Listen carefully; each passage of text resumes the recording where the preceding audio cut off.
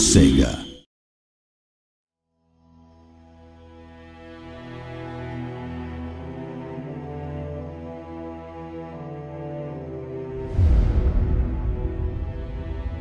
Welcome to the latest Total War Attila feature spotlight video.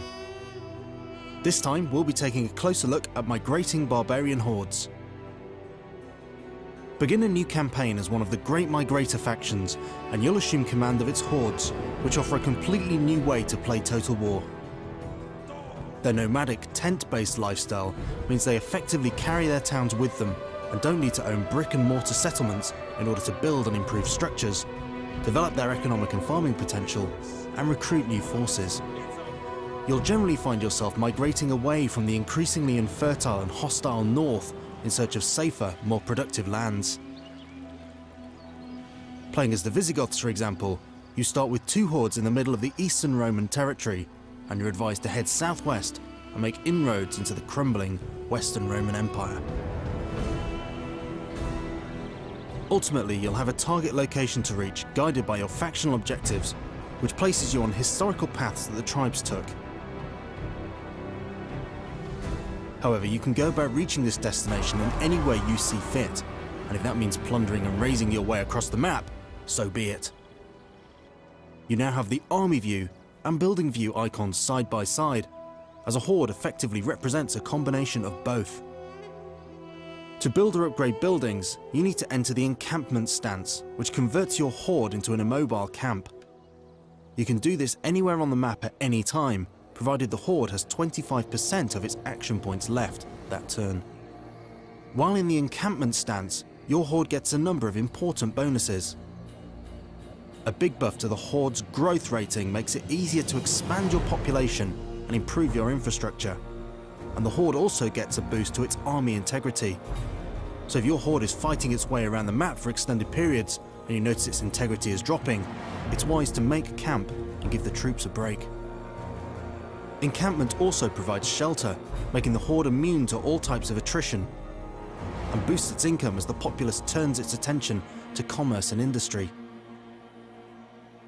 New agents can be recruited while encamped, and new hordes formed with a member of your family or one of your associated nobles as its general. These orders may still be issued to mobile hordes. Building is somewhat different for hordes than it is for standard settlements, as there are 10 building slots available to a horde, considerably more than even a large city can hold. They can all be filled and upgraded with buildings unlocked in the migrator-specific tech trees. Another new feature in Attila is the building browser, located here. This enables you to see all of the buildings available to you and which technologies are required to unlock them. You'll notice that each building chain is color-coded, and the horde-specific buildings available are usually at the bottom of the filters with the word migrating before them. You can always tell which building is horde-specific by the wheel symbol in the top left of the building icon. When the time comes, you may wish to settle down and become a more traditional settlement and city-focused faction. When one of your hordes conquers a settlement, you'll be given the option to occupy. If you choose to do so, this will end your faction's migration. At this point, all of your hordes will discard their horde infrastructures and become standard armies. This isn't a decision to be taken lightly, however, as the great majority of your campaign resources up to this point, such as income and food, are provided by your horde infrastructures. Settling is something you'll need to coordinate and plan for, so the bigger and more numerous your hordes, the more settlements you'll need to colonize in as short a time as possible in order to maintain your military and economic strength with the infrastructure of settlements. In fact, the only playable horde faction that never has the option to settle is the Huns, just not in their nature. Settled migrator factions can always choose to hit the road again. In the faction menu under the summary panel, you can see whether your faction is migrating or not, and where your capital city is located. By clicking Start Migration, you're one turn away from abandoning all your settlements and turning your armies back into hordes. They'll have to build their infrastructures back up from scratch though, so make sure you've got plenty of coin in the coffer. The income you'll generate from abandoning settlements will certainly help you get started again.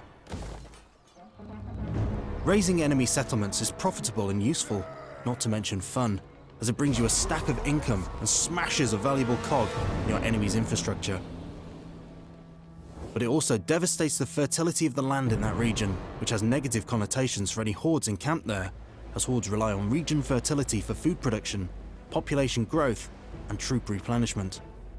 To check the fertility of a region, go to the overview map and click on the fertility filter at the top. This is also a useful guide to direct you towards more fertile lands. Roaming the map, raising and looting as you please, is loads of fun and immensely satisfying, but it also brings a host of new challenges. With threats coming at you from every direction and no walls to provide cover, each and every decision you make will be crucial to your survival.